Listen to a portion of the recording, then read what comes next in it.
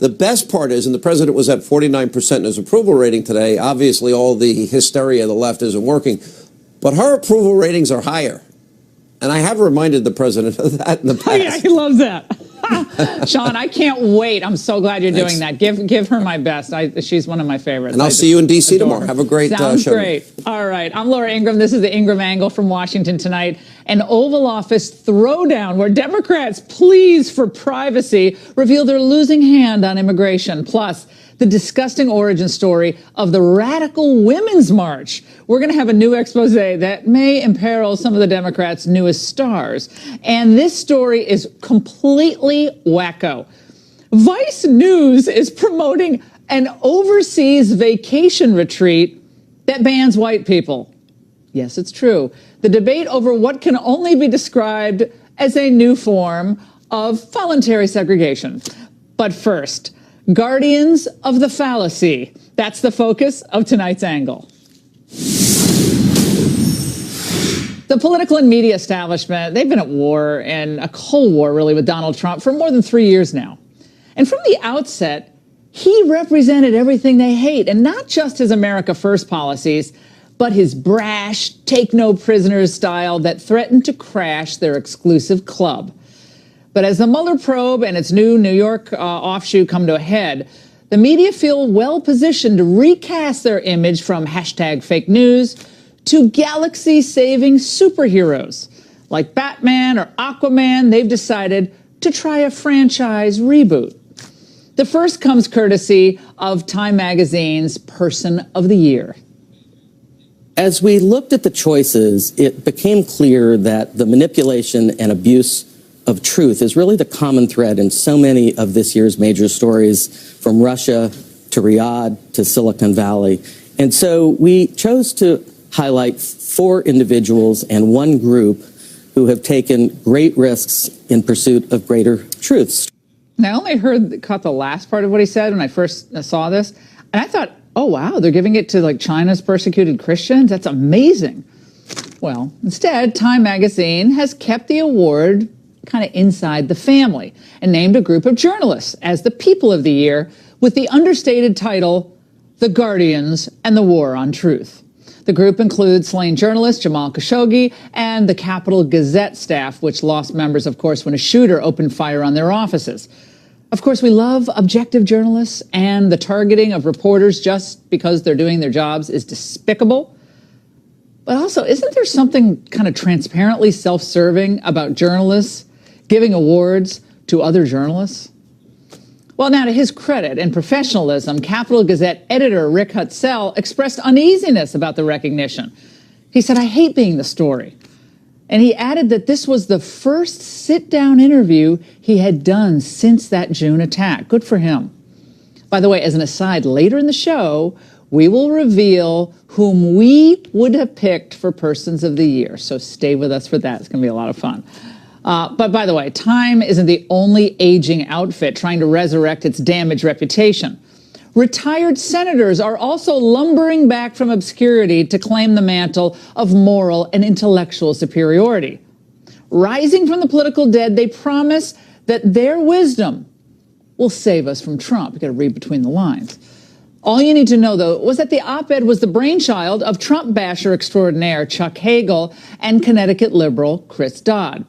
They said in part, "We are on the eve of the conclusion of the special counsel Robert S. Mueller investigation and the House's commencement of investigations of the president and his administration. We urge current and future senators to be steadfast and zealous guardians of our democracy by ensuring that partisanship or self-interest not replace national interest." Well, kind of high-minded malarkey signifying nothing. Look, I will forever salute Chuck Hagel's military service, but that doesn't give him immunity from political criticism that's just kind of brain dead. Where was the bipartisan cabal when we needed guardians of the rule of law and transparency during the Obama years? Fast and Furious, Benghazi, the IRS scandal, the Clinton email cover-up, the horrors at the VA, the green energy boondoggles involving companies like Solyndra, just to name a few. Where were these 44 senators when we needed guardians of our border? Where were they when we needed guardians against the rigged trade deals that empowered a ruthless communist regime in China? And where were they when we needed guardians against activist judges who stray far, far beyond their Article 3 powers? Look, Donald Trump ain't perfect. None of us are. None of us is, to be grammatically correct. But he's done more in 2 years to try to safeguard America, the country we love, than all of those senators who signed that op-ed combined. The media and failed politicos are guardians. They're guardians of a fallacy that the American people need protection from their own political choices. The president was duly elected and is entering the third year of his first term. But the media and political establishment are still in denial. Do you notice, by the way, that they've basically given up on substantive debate on any of the issues that Trump is really tackling? Instead, they often prefer personal invective to pragmatic solutions. The president has very little in the way of attention span. The president is undisciplined. Secretary Tillerson, called him an effing moron, which not for nothing is the highest rank of moron. That's achievable. He gets bored after about 15 seconds of even people talking to him. He doesn't want information. He comes into the job with very little knowledge. Well, if he's that uninformed, how did he beat all you smart people? That's my question. My friends, populist-style movements are popping up all over the world. They're challenging the old political orders that have failed to raise the standard of living of their own people or to safeguard the culture. Folks aren't mad because they enjoy being mad. They're mad because politicians have screwed things up so badly across the board. But the guardians of the old order, they right now feel empowered by Trump's legal woes and a new Democrat majority in the House. Call a halt to this. We've come in here as the first branch of government, Article 1, the legislative branch. We're coming in good faith to negotiate with you about how we can keep the government Open. We're going to keep it open if we have border security. If we don't have border security, Chuck, we're not going to keep it open. I'm with you. We are going to have border security. And it's the same border. You're bragging about what has been done. We want to do the same thing we did last year, this year. That's our proposal. If it's good then, it's good now, and it won't shut down the government. Chuck, we can build a much bigger section with more money. Let's debate in private. Okay? Yeah, let's debate in private. Let's keep all this private. Well, then the media guardians, they jumped in with their questions.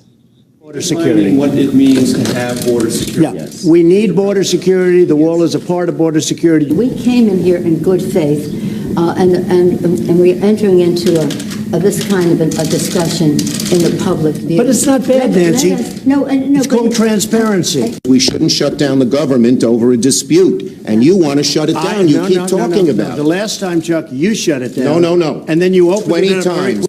If we don't get what we want, one way or the other, whether it's through you, through a military, through anything you want to call, I will shut down the government. Okay, absolutely. fair enough. And I am proud, and I'll tell you what, disagree. I am proud to shut down the government for border security, Chuck. Well, it's pretty amazing watching this whole thing play out, because by refusing to be cowed by warnings that a partial government shutdown would damage him and his party politically, well, the president is actually doing what the retired senators claim to want. He's standing on principle by acting on the urgent need to preserve the sovereignty and security of our country. And by the way, notice what Pelosi said several times during that very fiery exchange. The point is that there are equities to be weighed, and we're here to have a conversation in a prayerful way, so I don't think we should have a debate in front of the press on this. We would do it immediately. We get it passed very easily in the House. No, we would get it. Again, let us have our conversation, then we can meet with the press again. Wait a second. I thought the liberals were all about transparency and protecting the guardians of the truth. But the moment the guardians report on their conversations, Nancy wants them shooed out of the room. This exchange shows in dramatic fashion why Trump has so confounded the establishment. He pulls the veil back, allowing the American people to see just how unreasonable and how petty the Democrats have become. Because an agreement on wall funding may give Trump, I guess, a partial victory, they refuse to budge, even if the DACA kids end up getting a path to citizenship in the process, which they would have gotten last February.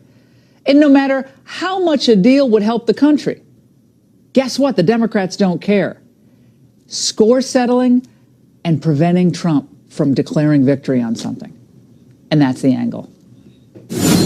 Joining me now with a reaction is Raheem Kassam, Lincoln Fellow at the Claremont Institute and author of the new piece, Time's Failing Person of the Year list, a product of cultural decline. David Goodfriend, former aide to President Clinton, is also here, along with Jeffrey Lord, contributing editor to the American Spectator and former aide to President Reagan. Raheem, let's start with you. Your thoughts on the failure of the media and Democrats who can't seem to grasp the current moment. What happened today, for instance? They love slapping themselves on the back, and the Time magazine cover is just more of them slapping themselves on the back and saying, you know, we are the people that you should all aspire to and that you should all listen to. I mean, you remember when I think it was the Hillary Clinton emails came out and they said, you know, you're not supposed to read this, the public aren't supposed to read it, but we'll filter this for you and you just listen to what we say.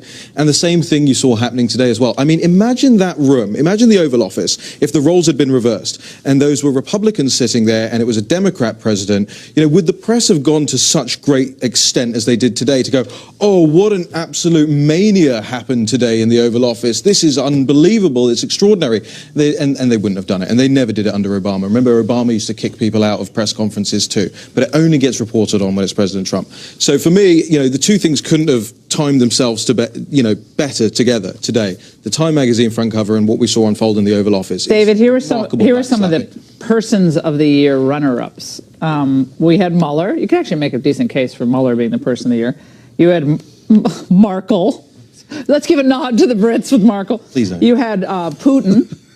You had Blasey Ford, Jayan, and then you had, it says David Trump on my sheet, but I assume they mean Donald Trump. So, I mean, journalists giving awards to other journalists, I mean, there's lots of heroism out there. We have some ideas coming up later on in the show, but it's a little self-serving, don't you think? And it's part of the bubble of the media and politics, which I'm probably part of. I try not to be, but I'm here, so I'm probably part of it. I'm probably part of the problem. Well, you invite me on your show, so I like you. But I like you, so that's okay. I don't like each other. Raheem hates all of us. Jeffrey, we don't even want to talk about late at night. We don't even have a glass of wine on the set. So I'm going to shock Raheem here and say that I don't often agree with things I read in the Daily Caller, and I don't often agree with what you write, Raheem. However, I do think Bob Mueller would have been an excellent choice. I mean, we have a memo now that names the president as an unindicted co-conspirator. When's the last time that has happened? They haven't used that phrase. We have 33 indictments around the world, not just Americans. We have senior White House staff who've been convicted or they don't say crimes. Unindicted That's co-conspirator. incredible. Wait a second. Are we supposed to be the guardians of the truth here? Hold on a second. They don't say that in the name one place it says that. It says individual one was working with Cohen. Don't throw that word co-conspirator around. Yeah, unindicted co-conspirator. But I agree with you. I agree with you. I think Bob Mueller would have been a fantastic choice because he really has changed the world.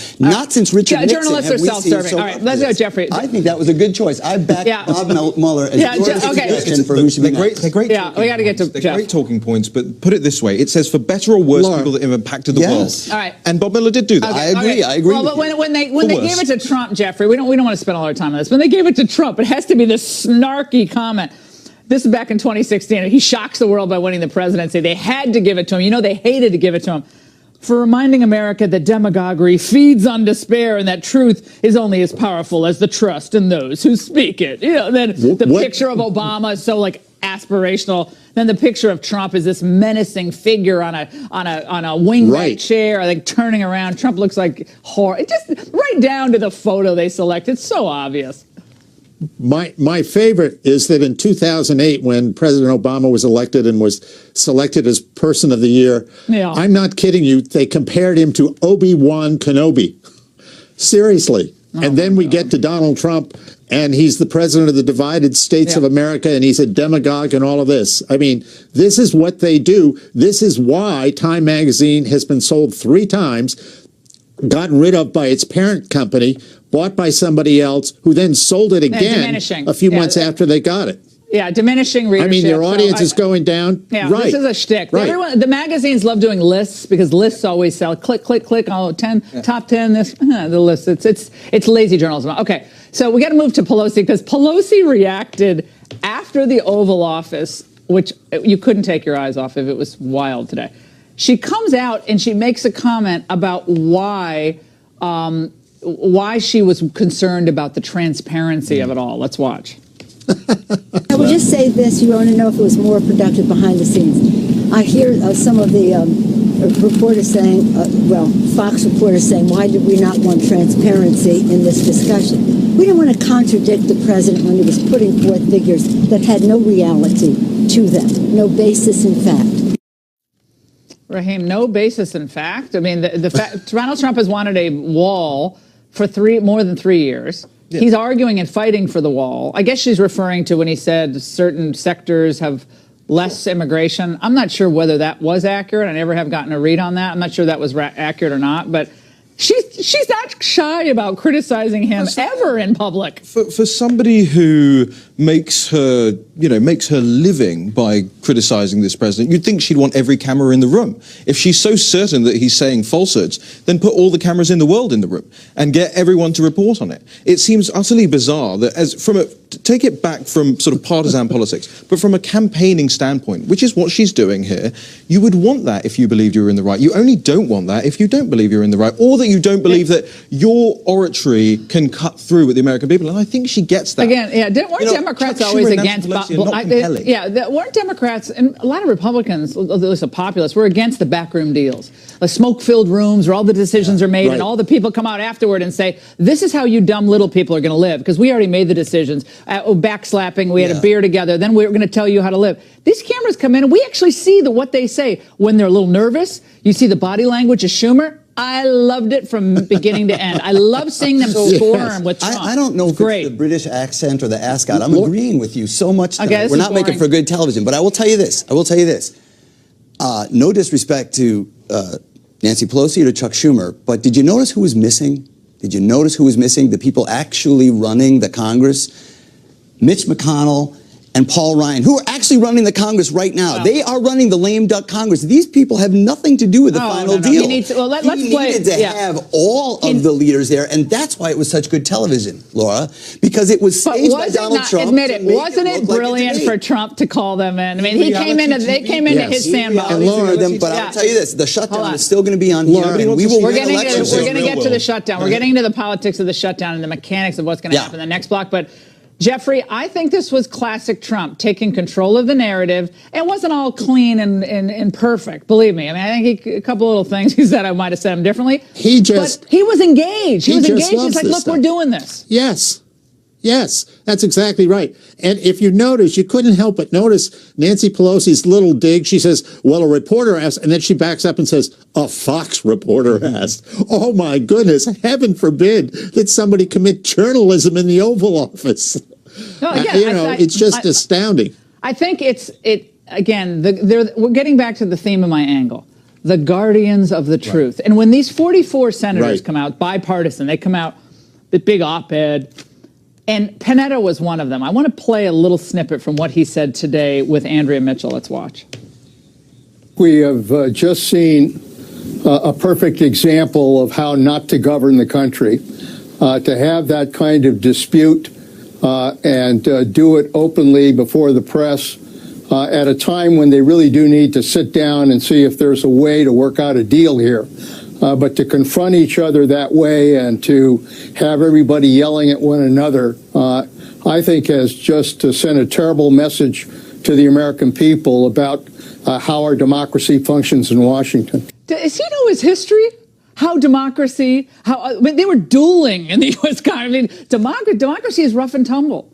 People are arguing at their dinner tables. It's okay. We're going to survive an Oval Office, No, I understand. But listen, discomfort. Don't you think that there's a difference between theatrics and results? If that debate had Trump gets results. They do personal invective. If he shuts down the government, is that a good result? Yes. I think absolutely. Okay. Absolutely. Okay. The majority of Americans through the polling that just occurred in the election seem to disagree. So we'll find out again. Didn't hurt him last time it happened. Actually, you just lost the House. And actually, you say that's just fine. I agree. That really is what conservatives think. They're like, 2013 we'll just shut it all down. Which was Republicans in the House. And they might call her bluff. House Republicans said late today they will try to pass a $5 billion funding bill for the wall. This would be a stunning rebuke of Nancy Pelosi. And my question is, would a shutdown put pressure on Schumer to cough up the Democratic votes needed to avoid a filibuster? For answers, we're joined by House Majority Whip Steve Scalise and former acting head of ICE and Fox News contributor Tom Homan. Congressman, was this part of a coordinated plan? Was this all planned out, or was this the president kind of shooting from the hip on his own instincts? Well, Laura, this is the president saying, I'm going to call you on your bluff. You know, you want to talk about shutting down the government. You want to talk about blocking border security. I'm going to bring you into the White House and lay out exactly why we need to secure the border. And frankly, President Trump laid out a lot of real important specific details why it's important that we secure the border. The illegal crossings that happen every single day, 10 known terrorists, according to Homeland Security, on average, that come across our border every day. In the caravan, over 600 convicted criminals that are part of that caravan. We need to secure the border. President Trump ran on securing the border. It's time we back him up on it. Tom, look, you've been in the fight and the thick of this for so long, and I frankly, I said this on radio this morning, I cannot believe we're here. No, the country this is a crisis at our southern border. Toxic environmental mess, health crisis, humanitarian. Little kids' lives are being endangered down there. Human trafficking, drugs, guns, all the rest, gang activity. And that's just getting started. Yeah, I've said it over and over again. Look, I don't care for Republican or Democrat. There is no downside on securing our border. It means less illegal immigration, which means you don't bankroll the criminal organizations that have killed our officers. And there's less illegal immigration, less drugs, less illegal immigration. I don't see the downside. The only thing I wish Trump would have asked Schumer on camera, well, you voted for 2006 border barrier. What changed other than the anti-Trump agenda? Yeah, Kellyanne Conway made that point earlier, and others. I mean, Obama, all these guys spoke so passionately about the need to have this fence, but now Trump says it's a wall, and oh, no, we only got to give a pittance of the money. By the way, Jackie Speier, Congressman, spoke out today. I want to share it with you. Let's watch. He could set up that opportunity to test out his theory that he has the votes. I don't think he has the votes in the House. He's acting like he's a cornered animal, and he lashes out. That's not the description of any president that I want in charge of our country. Okay, let me go back to the point I made in the last segment. Rather than offer a substantive menu of solutions here, it is personal invective. It is Trump is this, Trump is that, he's a dictator. And you should hear what she said. There's no solutions. They're not going to argue about how we're going to do it better, or we actually have a plan for reforming asylum laws that's really going to cut the flow. It's Trump's a bad person. Is she right, though? Do you have the votes? Well, Laura, first of all, there is strong support in the House. You have the votes. For securing the border and giving the president what the does that tool he mean? needs. You have the votes for the wall. So if the president says $5 billion is what I need, and ideally, you try to get an agreement with the Senate, and that means you have to have some Democrats as part of that agreement. But if not, we can pass it in the House. We've been trying to get an agreement with the Senate because ultimately to get the bill to the president's desk has been the objective, not just to pass a bill in the House, but ultimately we can pass a bill in the House. The president's saying, I'll at least meet with Senate Democrats and House Democrats to see if we can get an agreement. The president is trying to get an agreement to solve the problem. I think what you're seeing right now, and today was on display in the White House, Washington Democrats want open borders more than they want an open government. They don't want to give him a win. Isn't that a big part of this? That's a big part of it. He could have solved this last January and February during the other mini shutdown, when the president said, give me the chain migration cuts, the visa lottery. We wanted to verify that. And Chuck Schumer initially agreed to all of those things, and then the radical left is the ones who went and kind of blew the whole deal up. President also said something about the wall and its current state that made me curious. Let's watch. A lot of wall has been built. We don't talk about that, but we might as well start because it's being built right now, big sections of wall, and we will continue that. I must have missed the wall being built. What wall? Well, where's it being built, Tom? Well, I think what it means, they're upgrading certain parts of the wall. That's not a wall. Stop saying it's a wall. There's no wall. If you want a wall, say we don't have the wall. And I know it's Baggs. He made the promise, but they're not building the wall. Right. So you got to stop saying that. That undercuts. He was great. I thought he was great in the Oval Office. You don't have to. It was great. But understand, there is about 100 miles of wall being built, but that's not anywhere near where we need to go to get this job done.